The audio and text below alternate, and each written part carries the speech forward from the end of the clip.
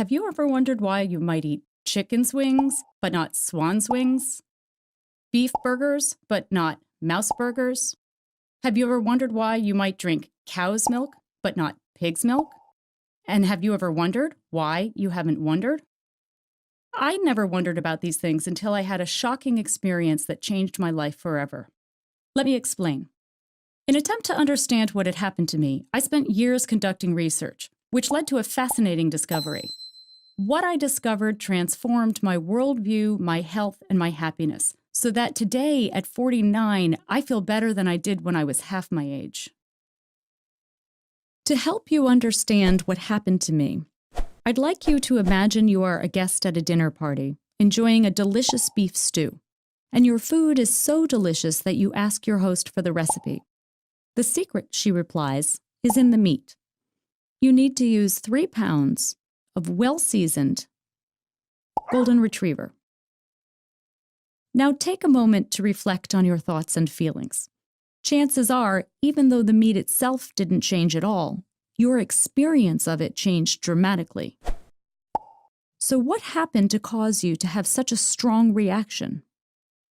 That's the question I began asking 25 years ago, after I had a similar experience. Well, sort of. Like many people, I grew up with a dog who I loved, and I also grew up eating meat. And I never thought about how strange it was that while I would never want to eat my dog, I regularly ate the flesh and eggs and dairy of animals who were not terribly different than my dog.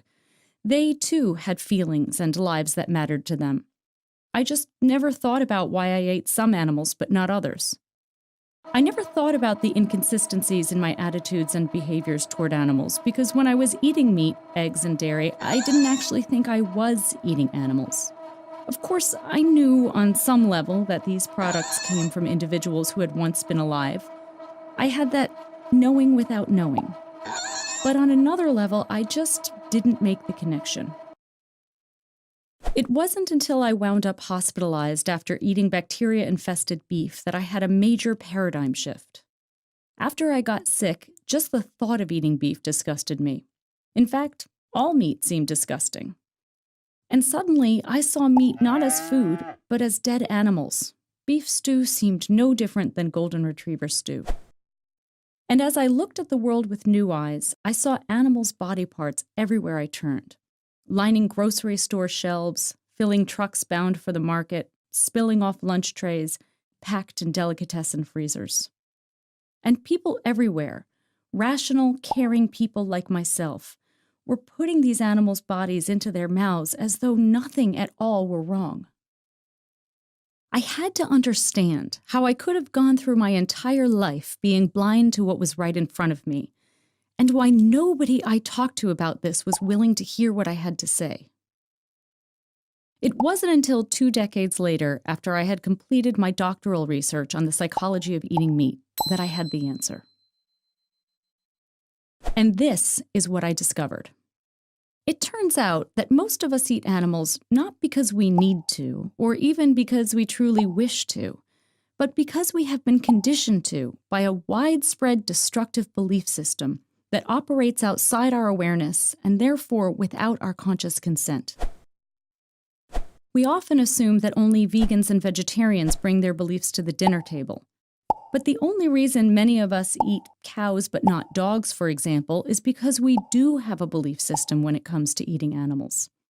When eating animals is not a necessity, which is the case for many people in the world today, then it is a choice. And choices always stem from beliefs. So what my research uncovered is that there is an invisible belief system that conditions us to eat certain animals. And I named that system carnism.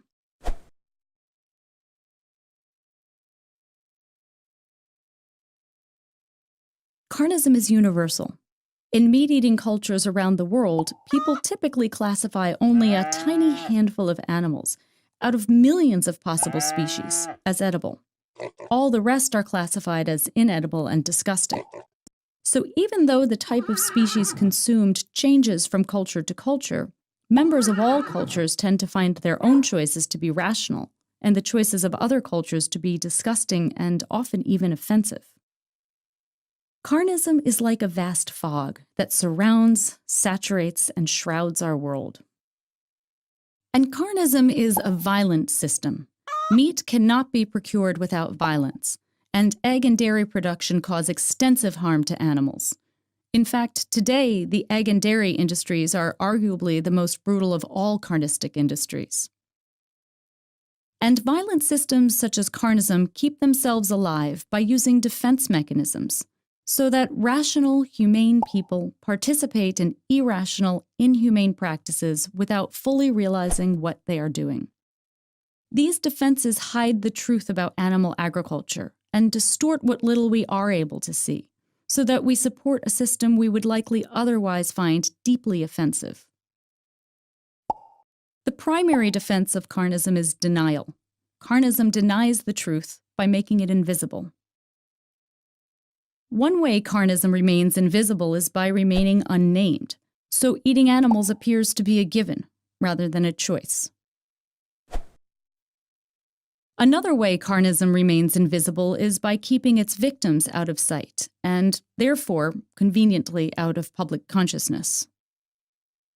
But although we don't see the inner worlds of farmed animals, these individuals are, in fact, sentient, conscious beings.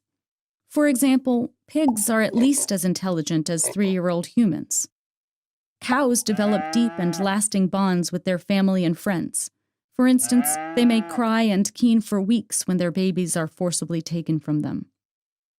Chickens are able to distinguish between 100 different faces of members of their species, and they have 30 different calls to signal types of threats.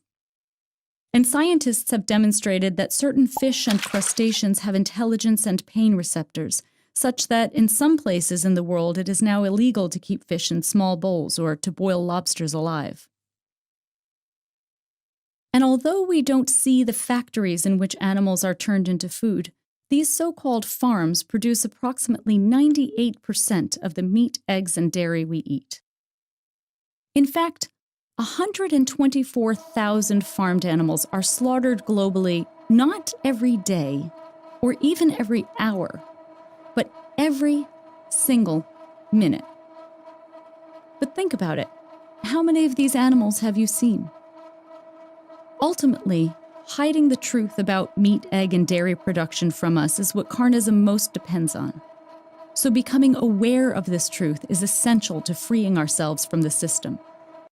Animal agribusinesses have scrambled to restore their profit margins by assuring us that we can eat animals who are happy to be our food, that we can eat so-called humane or bio meat, eggs, and dairy. However, most humanely raised animals live in misery, much as their inhumanely raised counterparts do. And all farmed animals ultimately end up in the very same place. And humane meat is a concept so absurd as to be an insult to any consumer who pauses to reflect on his or her choices. For instance, most of us would consider it cruel to kill a happy, healthy golden retriever simply because people like the way her legs taste. Yet when the very same thing is done to other animals, we are expected to believe that it's humane.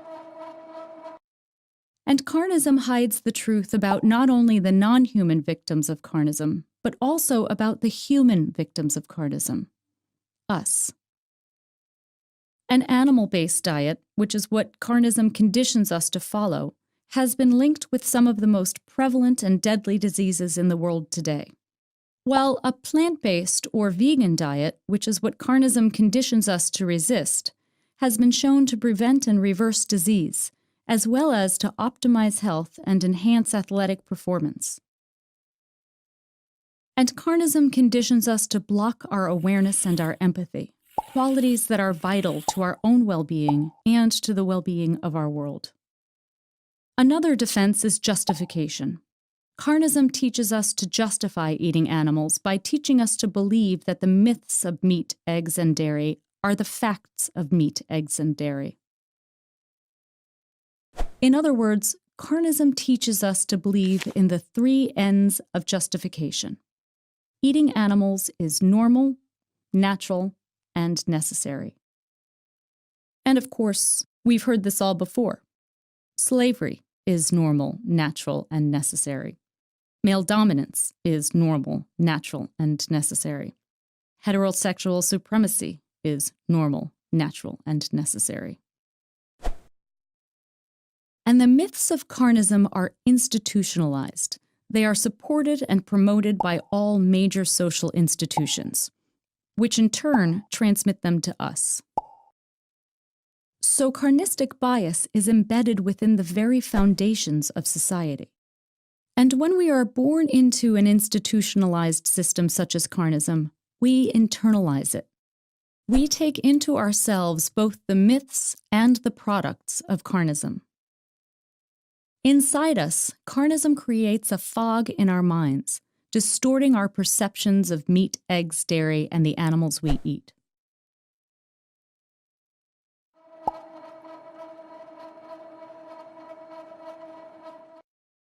For example, carnism teaches us to place animals in rigid categories in our minds, and therefore in our hearts.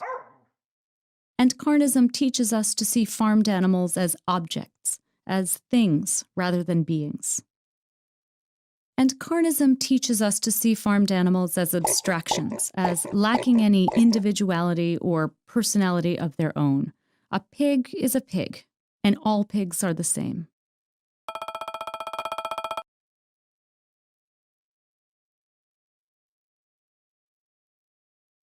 But the fact that carnism needs to use such elaborate defense mechanisms is actually good news.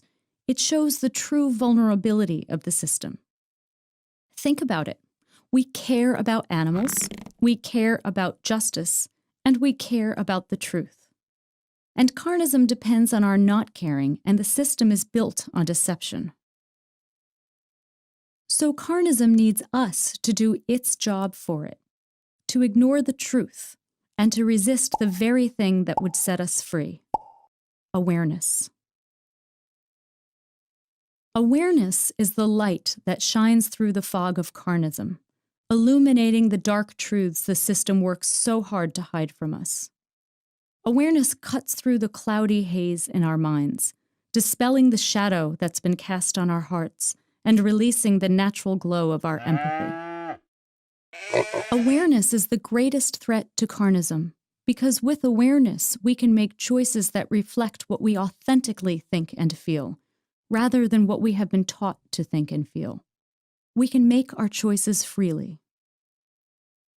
Without awareness, there is no free choice. And while it's easy to feel that the problem is so big that our individual efforts won't make a difference, or that the system will never change, the truth is that every choice we make does make a difference, to others and to ourselves. And history shows us, again and again, that awareness opens the door to social transformation. When people of integrity clear their vision, they demand change. And powerful change is happening right now, around the world, as more and more people are opening their minds and saying no to carnism. The vegan movement, which is the counterpoint to carnism, is one of the fastest growing social justice movements in the world today. Carnism, of course, is fighting back, using misinformation, disinformation, and scare tactics in an attempt to invalidate the vegan message. But despite what carnism wants us to believe, veganism is healing for all of us. The goal of the vegan movement is to create a world based on compassion rather than cruelty, empathy rather than apathy, authenticity rather than dishonesty, justice rather than oppression. So with awareness, we can create a better world for all beings, human and non-human alike.